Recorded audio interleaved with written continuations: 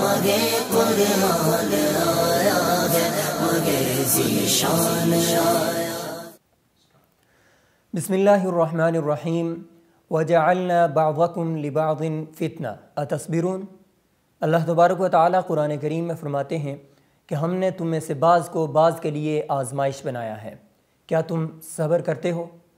تو اس وقت ہم معاشرے میں دیکھتے ہیں کہ فقیر آدمی وہ یہ سوچتا ہے کہ میں امیر کیوں نہیں، غریب آدمی یہ سوچتا ہے کہ میں مالدار کیوں نہیں، ایک جس کے پاس سائیکل ہے وہ یہ سوچتا ہے میرے پاس گاڑی کیوں نہیں، مریض جو بیمار ہے وہ یہ سوچتا ہے کہ میں تندرست کیوں نہیں، یعنی گلے شکوے کرتا ہے۔ بعض اوقات عورت یہ کہتی ہے کہ میں مرد کیوں نہیں۔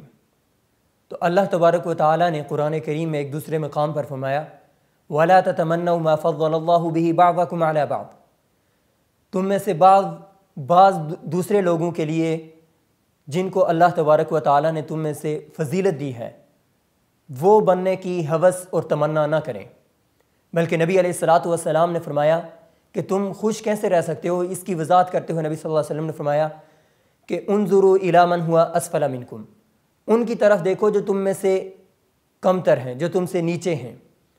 ایک گاڑی والا وہ سائیکل والے کو دیکھے، ایک سائیکل والا پیدل چلنے والے کو دیکھے، ایک جو غریب ہے وہ اپنے سے غریب لوگوں کو دیکھے کہ ان کی زندگی کیسے بسر ہو رہی ہے۔ مگے قرآن آیا ہے، مگے ذیشان آیا۔